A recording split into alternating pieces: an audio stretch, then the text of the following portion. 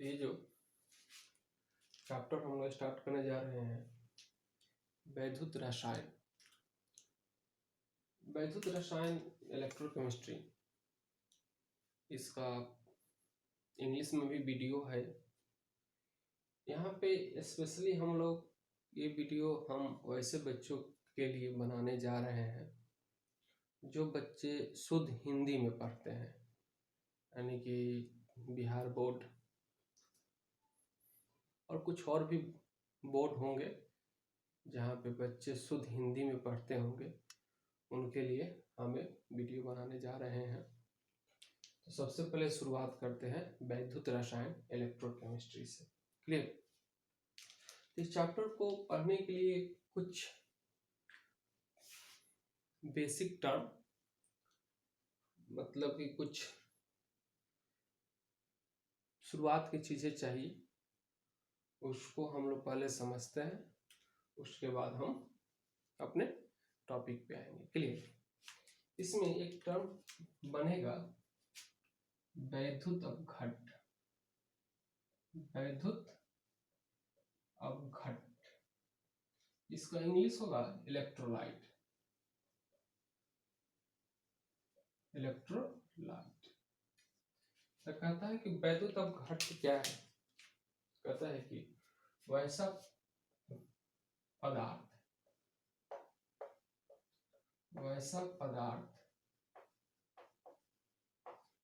जिसे जल में डालने पर आयनों में विघटित हो जाए,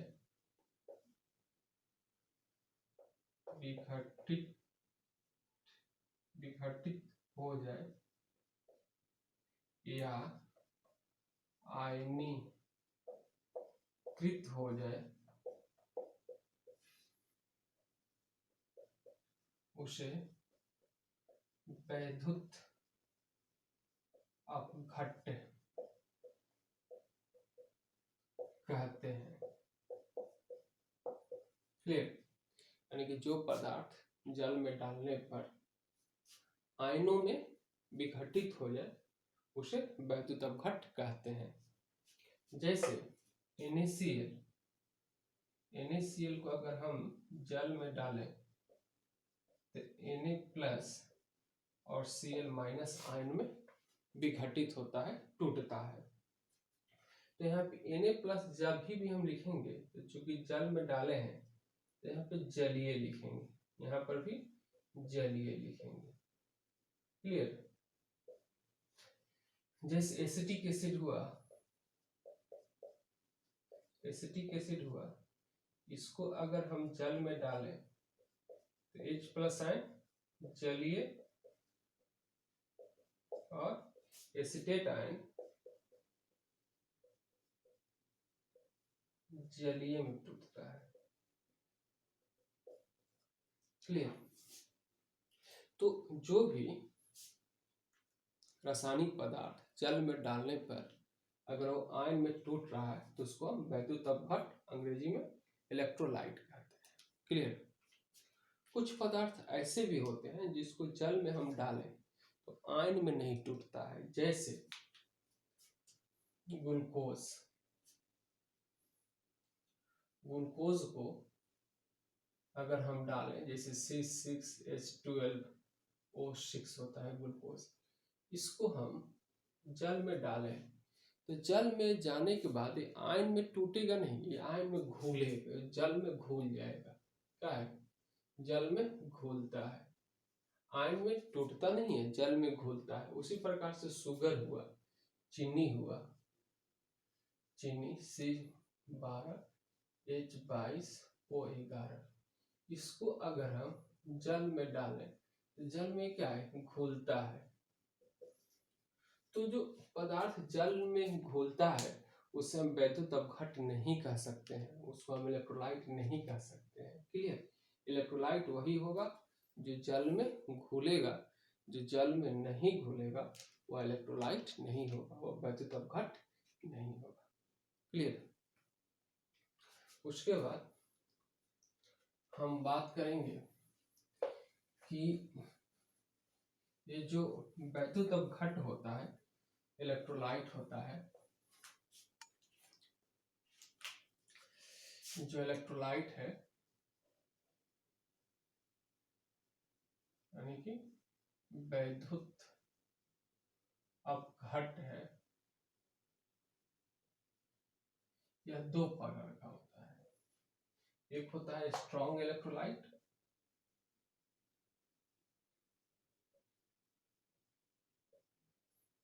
इसको कहते हैं सबल वैद्युत अपघट्ट,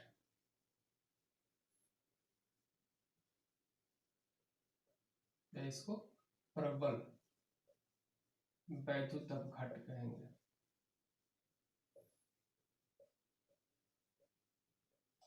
और दूसरा होता है वीक इलेक्ट्रोलाइट, वीक इलेक्ट्रोलाइट, इसको हम दुर्बल वैद्युत अपघट्ट कहेंगे। क्लियर? इसको कहेंगे सबल, इसको कहेंगे दुर्बल। क्लियर? कहता है कि दोनों में अंतर क्या है। तो दोनों में अगर हम अंतर की बात करें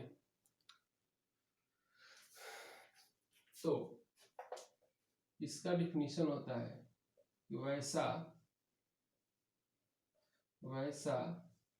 वैद्युत अपघट्ट जिसे जल में डालने पर पूर्ण रूप से विखंडित या विघटित हो जाए,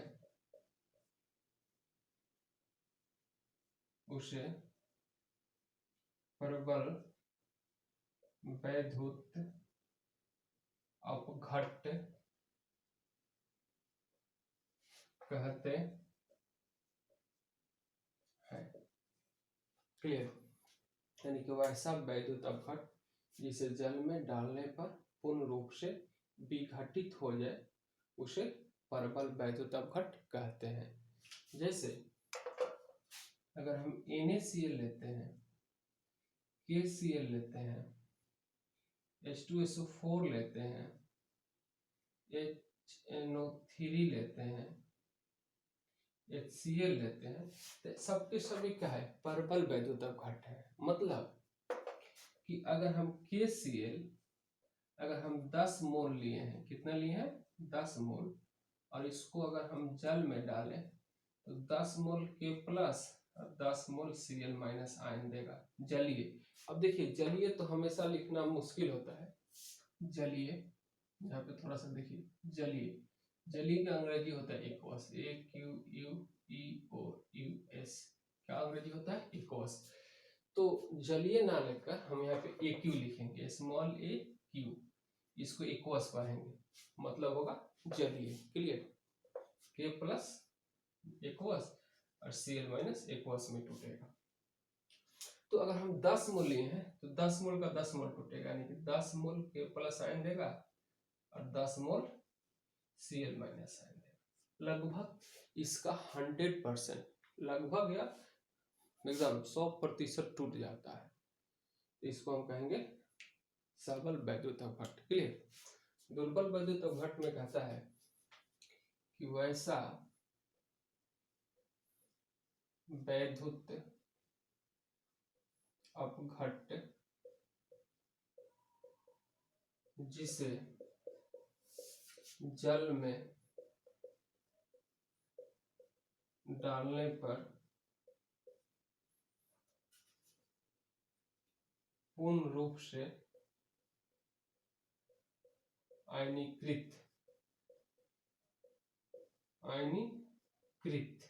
पूर्ण रूप से आयनीकृत ना हो, उसे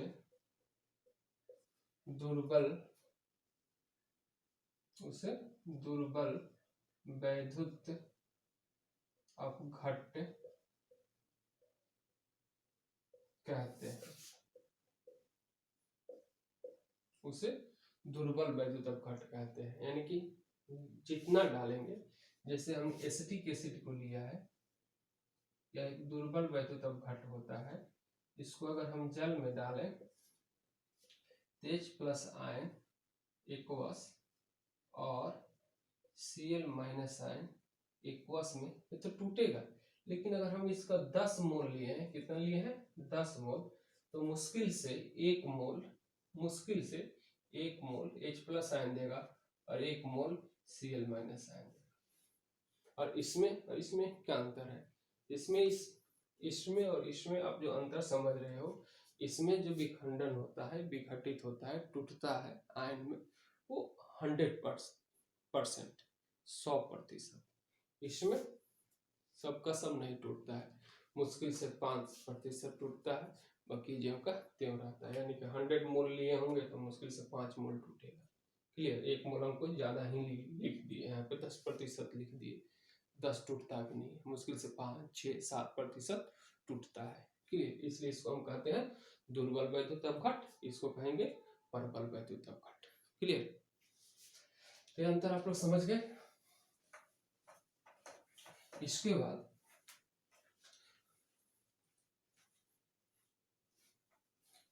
हम लोग बात करेंगे सेल। इस चैप्टर में शुरुआत होगा तो एक टॉपिक आएगा सेल। सेल का हिंदी में सेल ही लिखते हैं, क्या लिखते हैं? सेल। तो कहेगा कि सेल किसे कहते हैं? सेल तो लिखेंगे कि सेल वह वैद्युतीय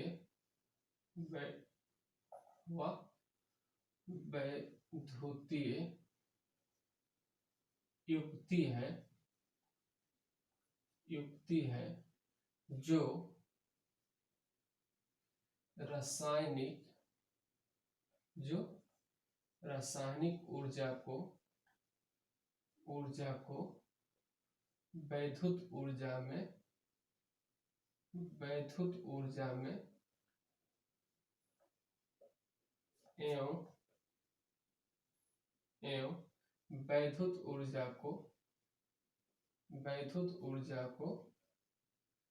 ऊर्जा को रासायनिक ऊर्जा में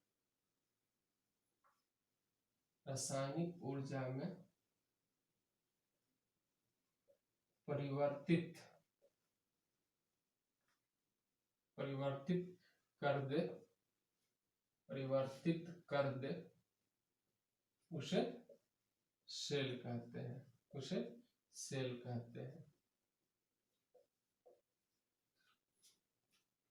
कहता है कि सेल वह वैद्युतीय युक्ति डिवाइस है जो रासायनिक ऊर्जा को वैद्युत ऊर्जा में एवं वैद्युत ऊर्जा को रासायनिक ऊर्जा में परिवर्तित कर दे, उसे सेल कहते हैं। क्लियर? यानी कि सेल का काम क्या है? रासायनिक ऊर्जा है तो वैद्युत ऊर्जा में कन्वर्ट कर दे, और वैद्युत ऊर्जा है तो उसको रासायनिक ऊर्जा में कन्वर्ट कर दे, परिवर्तित कर दे, उसको हम सेल कहेंगे। क्लियर? और यहाँ पे हम बैटरी को डिफाइन कर लेते हैं, उसके बाद हम सेल का वर्गीकरण करेंगे, क्लासिफिकेशन करेंगे। कहता है कि बैटरी क्या है?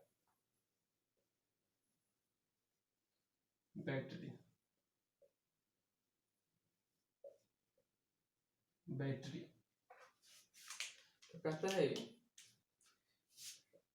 कि सेलों के श्रेणी क्रम के समूह को बैटरी कहते हैं।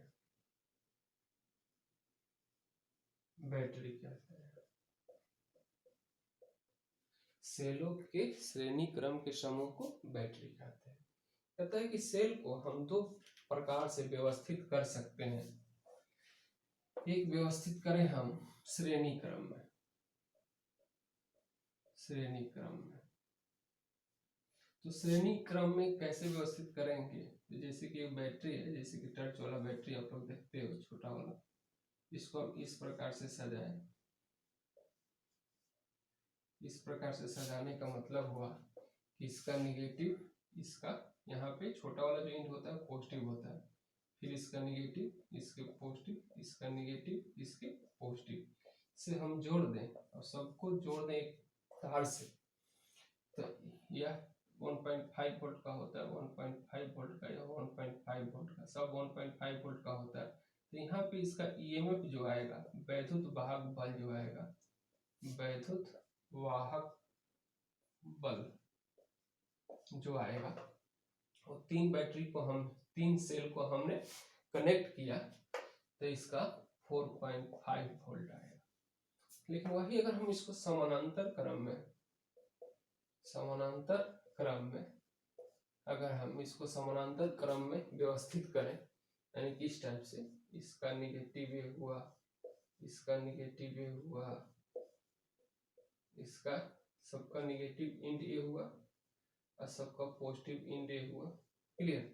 यहाँ से एक हम वायर ले लें, यहाँ से एक वायर ले लें, तो यहाँ पर जो इसका ईएमएफ आएगा, वैद्युत वाहक बल आएगा, अगर 1.5 वोल्ट का बैटरी है या सेल है, 1.5 वोल्ट का सेल है, तो 1.5 वोल्ट ही रह जाएगा।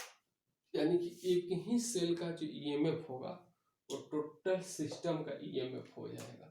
टोटल सिस्टम का ईएमएफ हो जाएगा तो ऐसे कंडीशन में हम इसको बैटरी नहीं कहेंगे, बैटरी हम इस कंडीशन में कहेंगे। क्लियर। अभी बात समझ में आ गई कि सेलों को अगर हम श्रेणी क्रम में व्यवस्थित करते हैं तब उसको बैटरी कहेंगे, अगर हम समानांतर क्रम में व्यवस्थित करेंगे तो उसको बैटरी नहीं कहेंगे, वह बैटरी नहीं होगा। इस बात को ध्यानपूर्वक याद रखा जाएगा।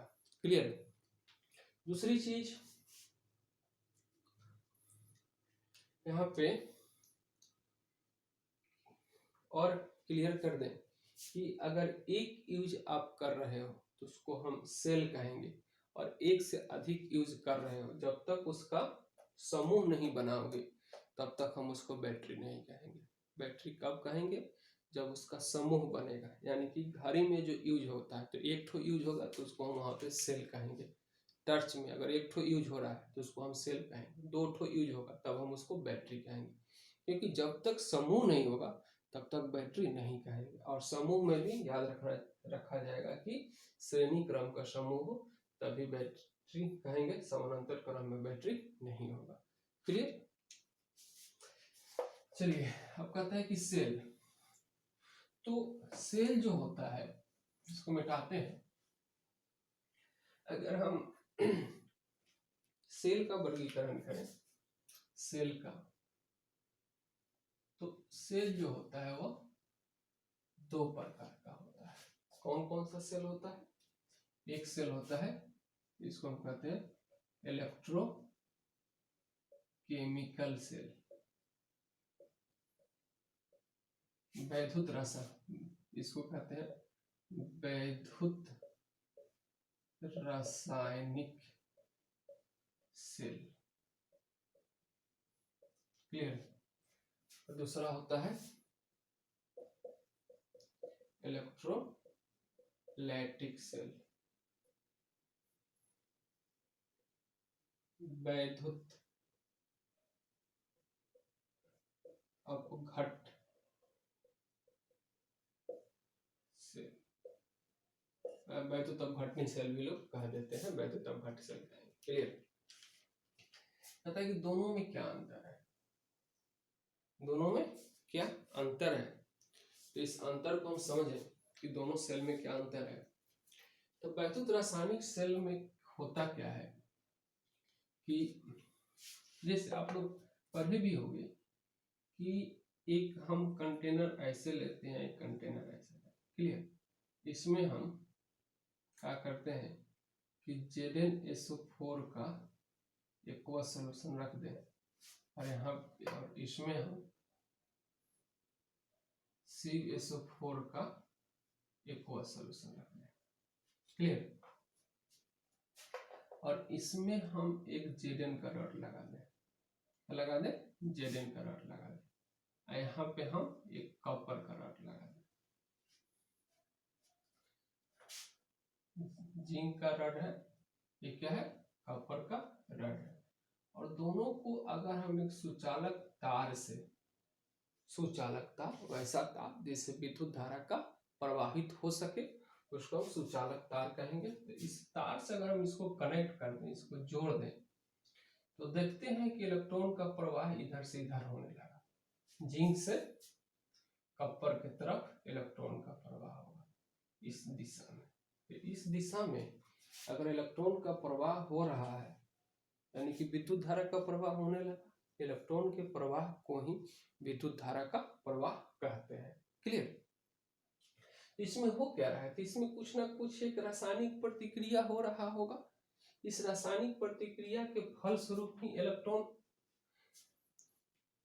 का प्रवाह शुरू हुआ, कि जब तक रासायनिक प्रतिक्रिया नहीं होगा इलेक्ट्रॉन का प्रवाह नहीं होगा। क्लियर? तो इसमें हो क्या रहा है, तो हम कह सकते हैं ना कि रासायनिक प्रतिक्रिया के फलस्वरूप विद्युत धारा का प्रवाह हो रहा है, क्योंकि इलेक्ट्रॉन का प्रवाह विद्युत धारा का प्रवाह है। क्लियर? हम लिख सकते हैं कि वैसा सेल जो रासायनिक ऊर्जा को, वैसा सेल जो रासायनिक ऊर्जा को वैद्युतीय ऊर्जा में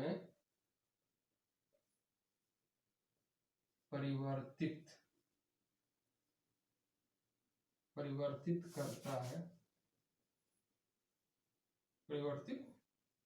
करता है, उसे वैद्युत रासायनिक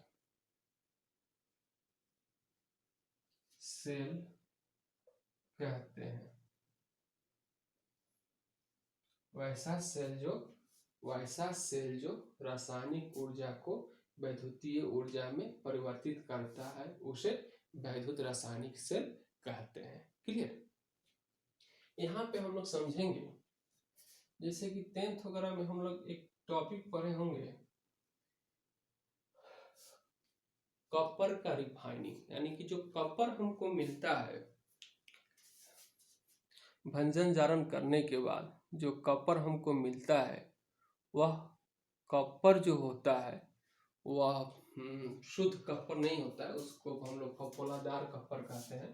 तो फफोलादार कॉपर को हम ऐसे लगाते हैं, थोड़ा सा मोटा मानते हैं, और शुद्ध कॉपर जो होता है वह उसका एक पतला रड लेते हैं। यह जो है फफोलादार कॉपर कहते हैं इसको, है जो होता है यह शुद्ध कॉपर होता है,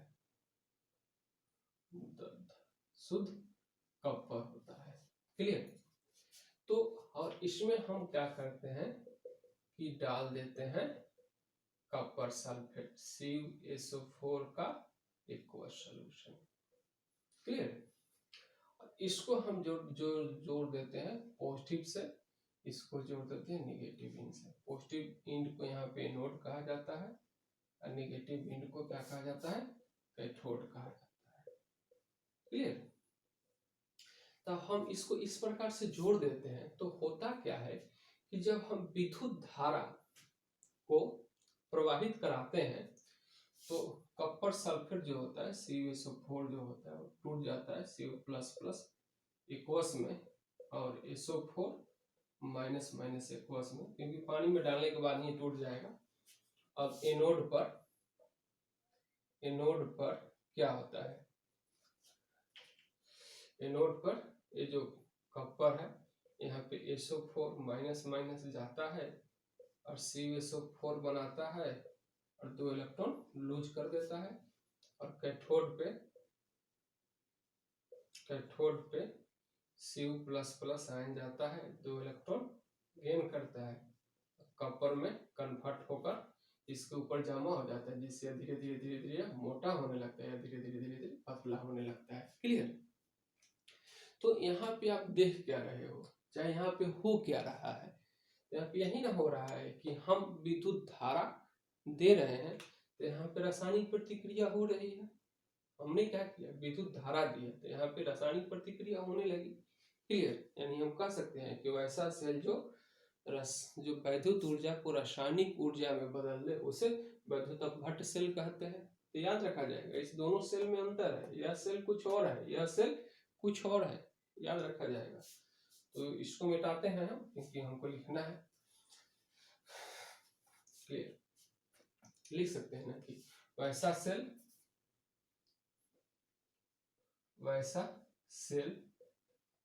जो वैद्युत ऊर्जा को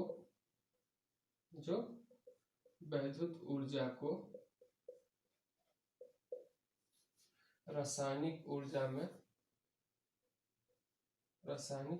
ऊर्जा में परिवर्तित कर दे उसे वैद्युत अपघट्ट सेल कहते हैं। उसे वैद्युत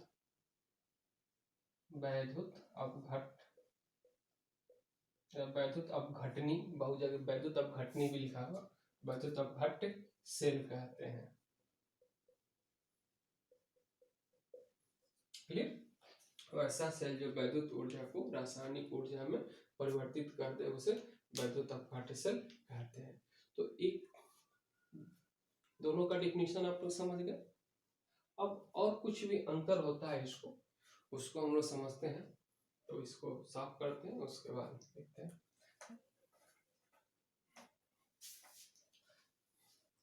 और क्या अंतर होगा, तो एक चीज को याद रखिएगा कि इसके निगेटिव को एनोड कहते हैं और पॉजिटिव को कैथोड कहते हैं। क्यों कहते हैं तो इसको हम समझा